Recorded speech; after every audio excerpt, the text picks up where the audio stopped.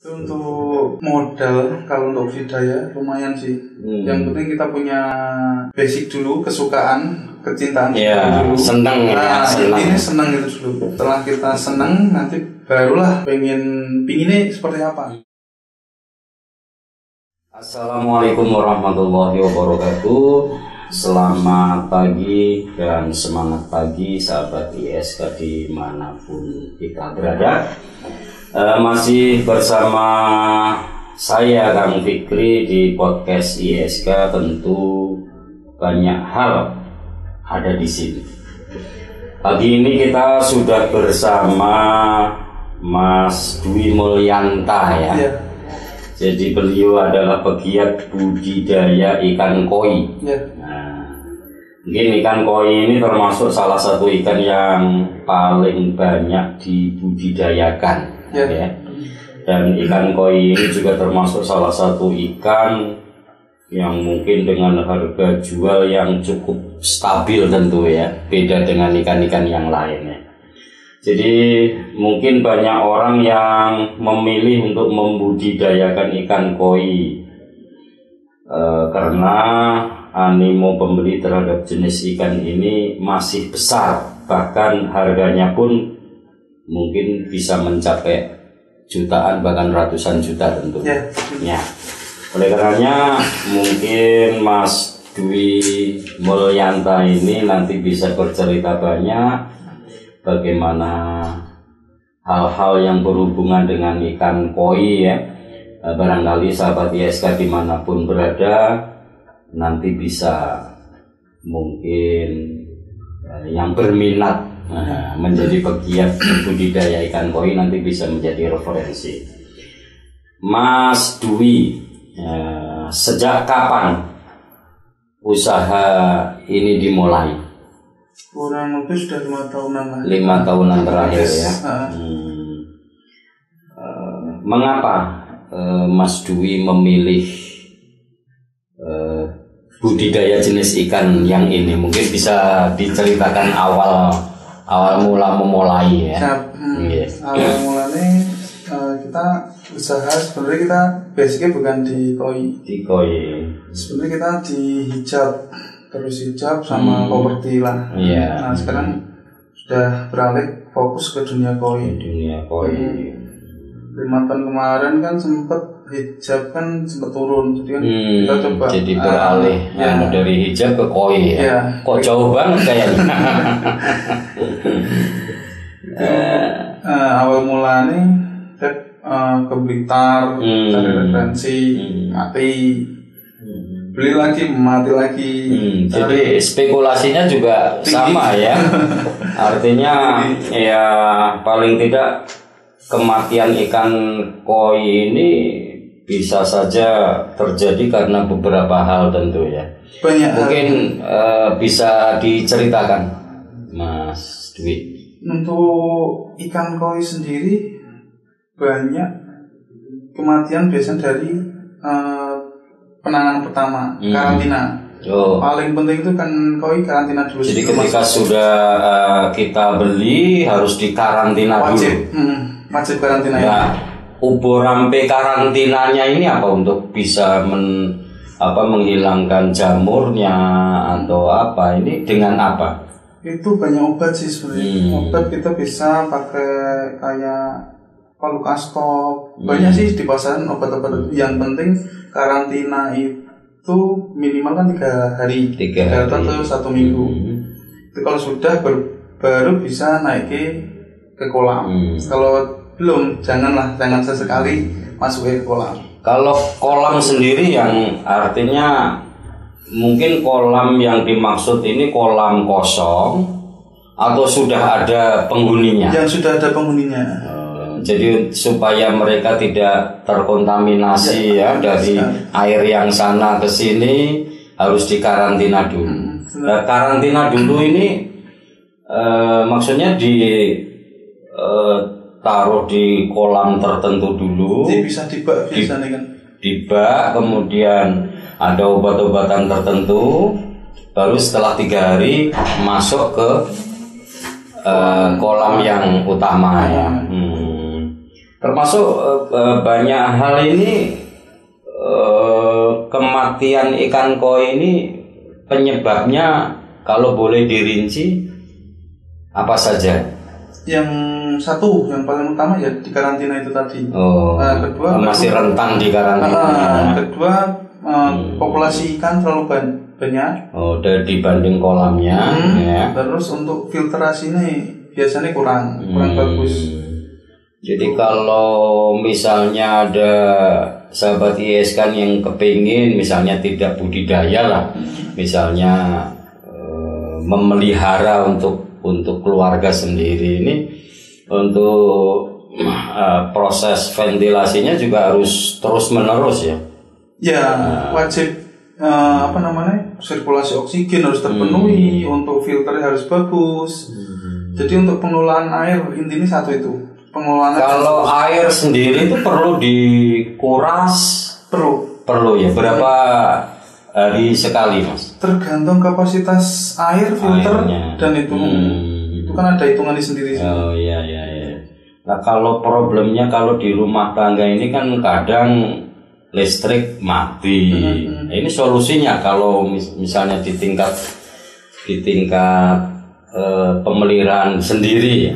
Itu kita biasanya ngarahke di itu aerator AC/DC bisa. Terus untuk kepadatan ikan jangan terlalu padat. Yang penting penghuninya sedikit lah, jangan terlalu padat. Harus dibatasi tentu ya. Nah, kemudian ya mungkin bisa diceritakan ini selama ini kendala-kendala yang ditemui sebagai pegiat budidaya ikan koi ini. Sudah bisa menginventarisir apa saja itu kira-kira? Banyak ya. Ya mungkin bisa di-share ke sahabat ISK di rumah ya.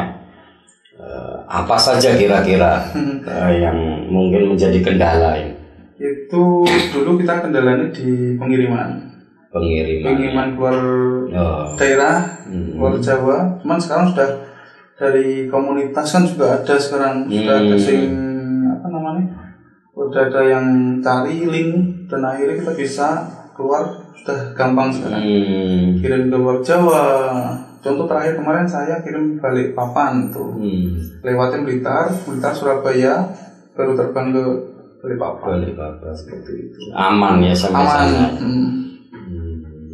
Kalau boleh tahu, mungkin keuntungan yang dihasilkan dari budidaya koi ini kira-kira dibandingkan yang usaha yang sebelumnya ya hijab katakan kan ini beralih ke koi ini artinya sudah dijalankan dalam waktu 5 tahun ini kan tidak sedikit ya, artinya tentu dalam durasi 5 tahun usaha budidaya koi ini kan mesti sangat menjanjikan.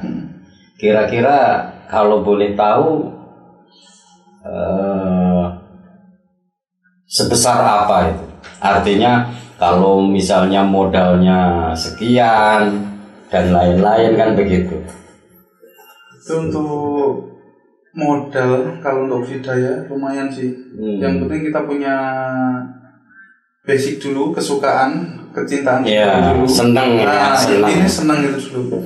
Setelah kita senang, nanti barulah pinginnya seperti apa. Karena jenis koi sendiri itu macam-macam ya.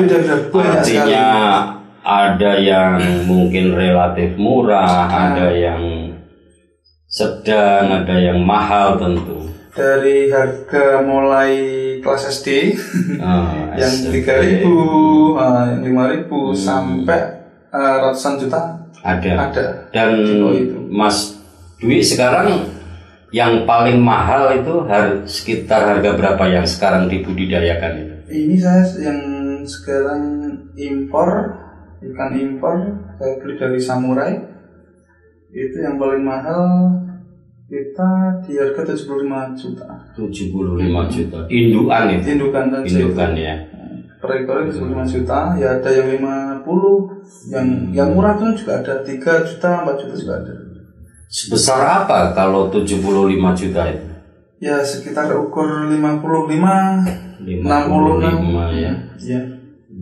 Biasa. Jadi kalau misalnya dibudidayakan, artinya di ternak ya, kira-kira sekali lahir itu ada berapa ribu bibit anak itu? Kurang lebih kalau jadi semua itu sekitar 20.000. 20.000. Kurang lebih. Satu ekor induk ya. Melahirkan 20.000 bibit ekor ya. Nanti dalam waktu berapa lama itu diseleksi? Oh ini yang bagus, ini yang sedang. Ini ketika umur berapa sudah bisa mengetahui? Untuk seleksi itu kita biasanya di umur 2 minggu sampai 3 minggu. Oh, sudah cukup bisa dideteksi. Oh ini potensi bagus. Ini. Kalau untuk seleksi ketatnya kita biasanya opsi jualnya kan ukur 10 paling nggak 3 bulan. So, 3 bulan sudah siap dijual. Bibit pun laku ya. Laku kan sekarang. Kalau dari sisi keuntungan, jual bibit kemudian usia 3 bulan atau dibesarkan sendiri itu lebih menguntungkan mana? Sebenarnya lebih menguntungkan untuk jual ecer. Oh ya, jadi setelah dewasa kita seleksi kemudian ada yang seneng ini harganya lebih ya. Kalau lebih ke bibit atau ke mungkin yang usianya relatif muda kan tentu belinya borongan ya. Artinya belum bisa Kalau dari ini Mas, selama panjenengan menjadi pegiat budidaya koi ini, pernah menjual dengan harga yang paling tinggi itu berapa? Itu saya pernah kirim ikan yang paling tinggi saya jual itu 3 ekor itu 250 juta. 3 ekor 250 juta. Iya, ikan impor kan jumbo. Artinya ikan itu jenengan ambil dari sana, dibesarkan kemudian dijual begitu? Bukan. Atau hasil budidaya dari indukan sana, jalan budidaya, terus anaknya yang 3 itu laku 250 begitu? Bukan. Waktu itu ceritanya gini. beli kecil. Kita beli kecil, terus ada yang nge-keep, kita keep, setelah keep sekitar berapa ya? 2 atau 3 tahun itu kita baru bisa jual. Hasilnya itu tadi. Hasilnya 250 juta. Itu 3 ekor. 3 ekor. Seleksi ketat itu. Itu sudah panjangnya sudah berapa waktu dijual itu? Itu hampir 75 cm. Lumayan gede ya. Usia kalau dari usianya yang sudah sepanjang itu 3,5 loh. 3,5 tahun. Padahal menurut referensi ini usia ikan koi bisa seumur manusia bahkan lebih ya. Lebih. Paling kalau menurut Mas Dwi ini yang paling panjang usianya di referensi yang pernah panjenengan baca ini bisa berapa ratus tahun usia koi? Itu terakhir saya bisa abad lah, berapa abad? Satu abad ya. Saya pernah baca itu juga lumayan itu lumayan panjang lah umurnya. Kalau sebenarnya ikan koi ini asal muasalnya dari mana itu? Aslinya dari Jepang. Dari Jepang ya. Dari Jepang. Memang tawar ya. Ikan tawar ya. Ikan tawar. Cuman sekarang sudah dibudidayakan kayak di Tayu, Demak. Sekarang pakai payo.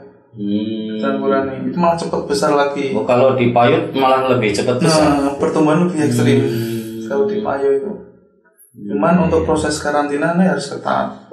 Kan untuk perpindahan payo sama kan ya tidak mudah ya untuk menyesuaikan ya. Lah kalau dari segi makanan Mas ini makanan itu jenengan meracik sendiri atau mungkin membeli sudah jadi dari pabrik? Sudah jadi ya, kan, jadi tidak perlu repot ya. Untuk ikan itu kan ada kualitas juga. Pakan itu kualitas impor lokal, sama kadang ya ada teman-teman yang racik sendiri, ada yang buat sendiri. Kalau untuk saya sendiri biasanya yang tak pakai ikan impor ya, ini impor. Pakannya impor. Kalau lokal ya nanti bisa di mix lah biasanya gitu. Jadi bisa digabung begitu. Iya. Jadi cukup menjanjikan juga ya. Lumayan. Nah, kalau ini terkait dengan artinya usaha masyarakat itu tentu kan mungkin pemerintah kan juga perlu mengapresiasi lah. Artinya kalau ada ikhtiar dari warga dan mungkin itu menjanjikan, tentu peran pemerintah kan harus hadir kan begitu. Nah selama ini Mas Dwi selama 5 tahun ini pernah berkoordinasi dengan Dinas Pertanian Perikanan atau selama ini memang sendiri begitu? Dulu waktu awal kita bentuk komunitas, ada kelompok usaha bersama ya. Itu Dinas Perikanan, Dinas berkoordinasi juga. Sekarang yang berkembang ini di BPI Margerjo, dikelola juga sama dinas ya. Itu juga ada koi khusus budaya koi ya di sana. Jadi komunikasinya dengan dinas terkait juga sudah dijalankan sedemikian rupa ya. Kalau soal mungkin bantuan barangkali, apakah itu dibantu bibit atau alat atau apapun, ini pernah nggak menerima bantuan dari pemerintah? Kalau saya belum, cuma untuk komunitas dulu kayaknya pernah. Pernah ya? Nah, pernah. Sangat disupport lah. Dulu kayak operasional untuk show ke Temanggung. Ada pameran juga. Ya. Sering ikut pameran? Sering. Tiap bulan saya ngikutin. Tiap bulan ada komunitas yang menyelenggarakan pameran seperti itu. Di KOI kan nasional itu. Ini kemarin barusan saya ke Blitar. Besok ini bulan September ini di Garut. Jadi tidak hanya sekedar dipamerkan tapi dikonteskan juga. Seperti halnya mungkin yang lainnya yang ada kontes ya. Cuman di KOI ini nasional malah lebih. Jadi kadang misal kita buat show di Kudus, nanti teman-teman dari luar daerah pasti kesini. Yang dari Tasik, Jakarta, dari Blitar kesini. Ya kayak semacam silaturahmi lah. Iya, artinya ajang mungkin saling bersilaturahmi seperti hal yang dilakukan teman-teman yang lain tentu ya. Nek di Kudus sendiri belum pernah? Sudah 2 kali. 2 kali. Nah, cuman belum ada skala nasional. Baru Jawa Tengah sama lokalan Kudus saja. Di mana dulu? Dulu pertama itu di Gor. Di Gor, Wergu ya. Kudus itu. Jadi ya paling tidak mungkin dari kelompok budidaya Mas Dwi sendiri itu ada keinginan untuk menyelenggarakan yang di tingkat nasional tentu ya. Pengen sekali. Pengen ya. Mungkin keinginan dan cita-cita Mas Dwi ini jika dikomunikasikan dengan dinas terkait, barangkali nanti akan dapat support lah. Artinya itu kan termasuk ketika di Kudus ini ada pembudidaya ikan koi dan berhasil, akan menjadi kunjungan wisata juga ya. Karena yang namanya melihat ikan itu beda dengan yang lain, seolah tidak pernah ada bosennya kan begitu.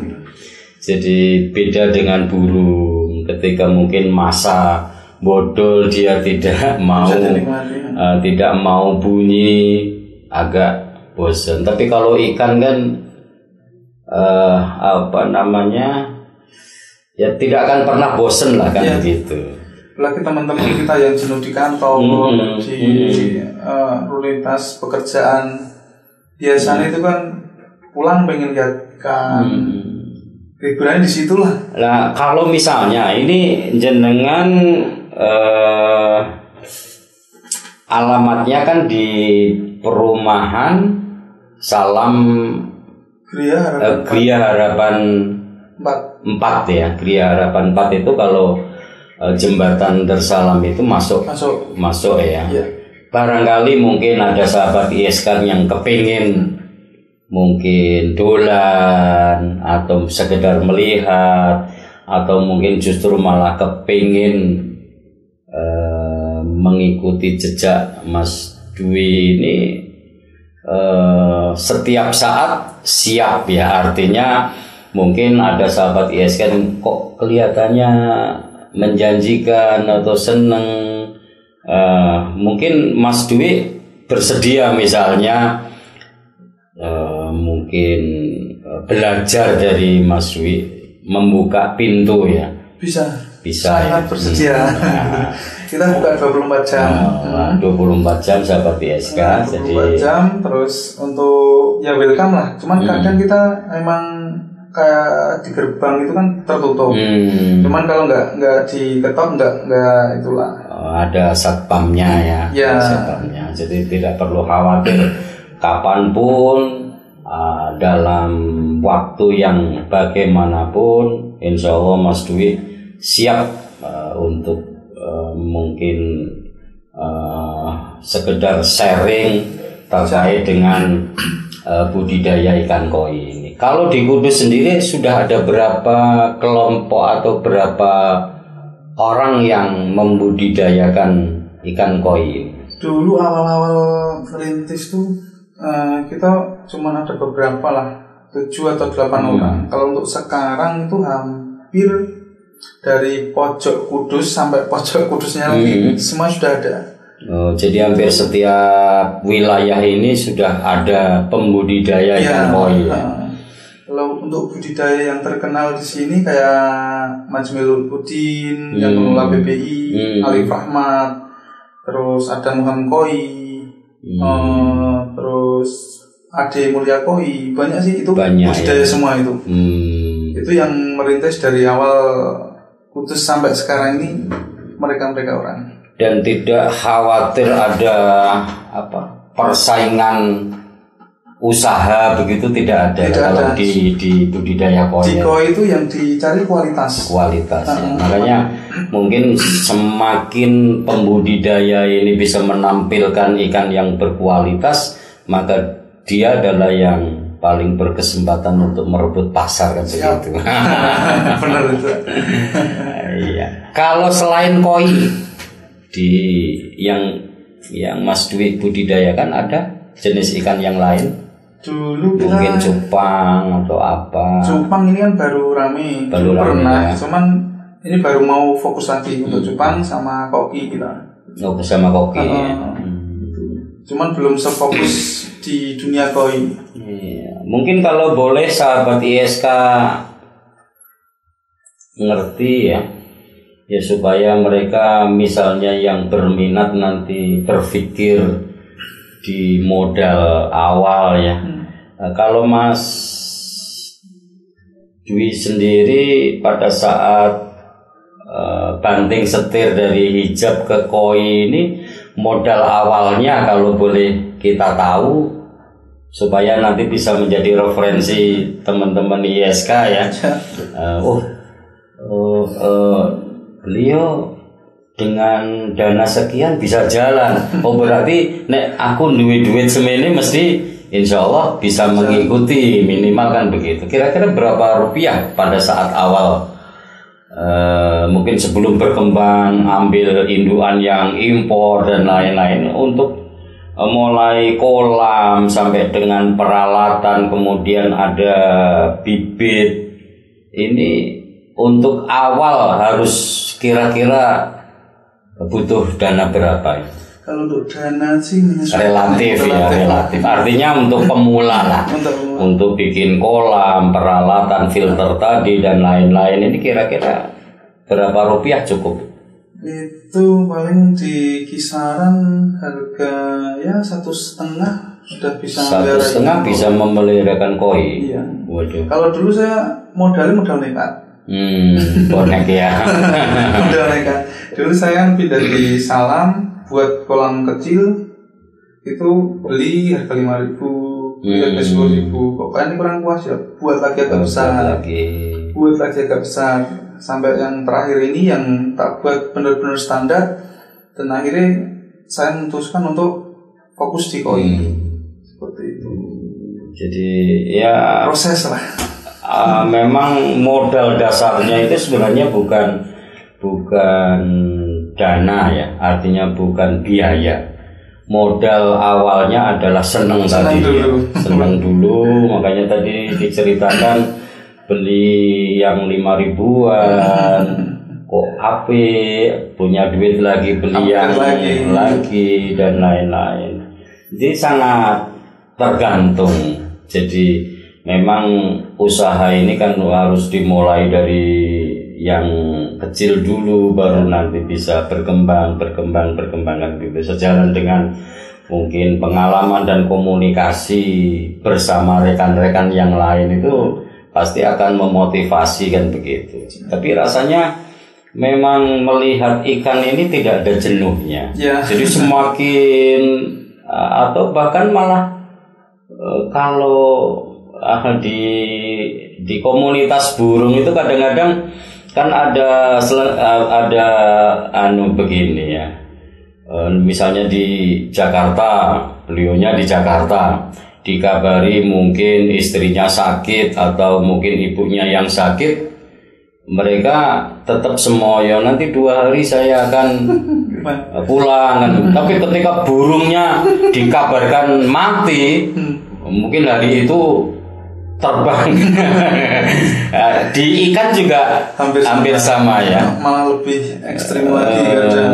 Ekstrimnya gimana, Mas? Ya kayak ya ada yang cerita teman-teman gini, apa namanya? Jadi cerita lagi, istri ngabari, ya aku sakit gini.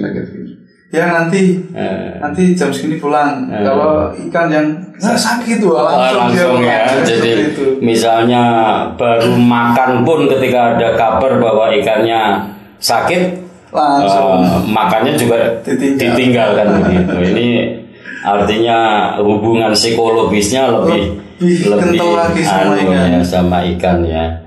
Luar biasa. Sampai dulu cerita itu istri, kamu nggak usah tidur di dalam, tidur aja di kolam.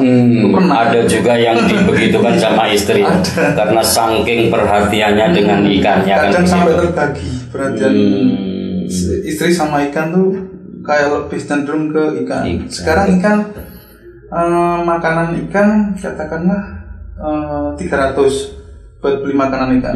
Untuk keluarga aja paling beras berapa sih? Iya, artinya kosnya lebih mahal ikan ya. Jadi kalau untuk hamil sampai melahirkan ini proses sampai kelahiran itu kalau berapa lama, Mas? Itu untuk matengin telur aja biasanya kan 6 sampai. Oh, itu bertelur, tidak langsung beranak. Bertelur. Bertelur. Dia prosesnya bertelur. Bertelur dipijah baru jadi proses buraya itu tadi.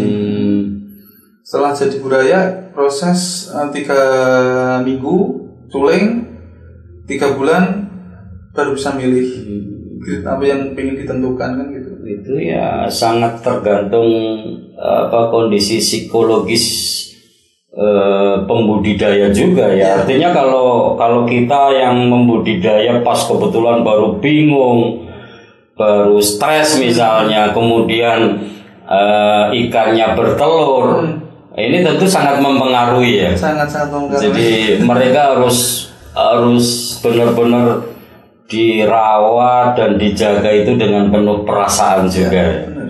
Jadi seperti itu. Padahal istri-istri kita belum tentu artinya tidak so ekstrim itu ya.